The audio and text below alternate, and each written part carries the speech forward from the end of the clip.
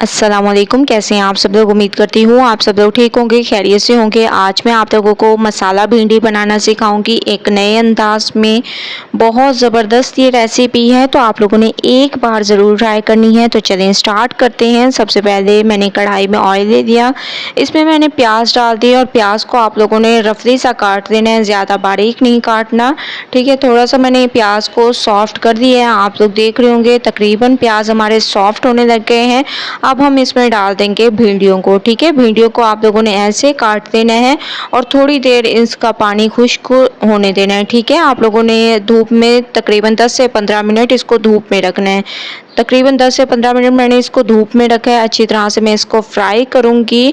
माशाल्लाह से आप लोग देख रहे होंगे इसका लेस तकरीबन ख़त्म होने लग गया है, लेकिन मज़ीद इसका लेस ख़त्म करने के लिए आप लोगों ने इसमें लेमन जूस ऐड कर देना है। इससे एक तो इसके टेस्ट में इजाफा होगा और इसका जो लेस होगा वो तकरीबन तमाम ख़त्म हो जाएगा। तो माशाल्लाह से मैंने इसको बहुत अच्छी तरह से फ्राई किया। आप लोग देख रहे होंगे इसका तमाम लेस ख़त्म हो चुका है। अब हम इसमें डाल देंगे टमाटर, ठीक है। 2 बड़े साइज़ के मैंने टमाटर ले लिए और इनको मैंने ऐसे काट दिए हैं, ठीक है। अच्छी तरह से इसको पकाएंगे। इसके साथ साथ आप लोगों ने इसमें अदरक लहसुन का पेस्ट भी ऐड कर देना है। बहुत सारे लोग इसमें अदरक लहसुन का पेस्ट ऐड नहीं करते, जिसकी वजह से इसका जायका जो है वो नहीं आता जो हमें जायका चाहिए। तो आप लोगों ने अदरक लहसुन का पेस्ट इसमें ज़रूर ऐड करना है। टमाटरों को सॉफ्ट होने देते हैं, अदरक लहसुन की खुशबू आने तक पकाते हैं। अदरक लहसुन की खुशबू आना शुरू हो चुकी है और टमाटर भी हमारे सॉफ्ट हो चुके हैं।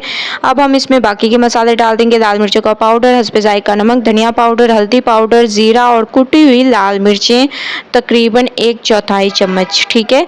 आप लोगों ने इतनी ऐड कर देनी है। अच्छी तरह से इसको भूनना है, बहुत अच्छी तरह से मिक्सिंग आप लोगों ने करनी है।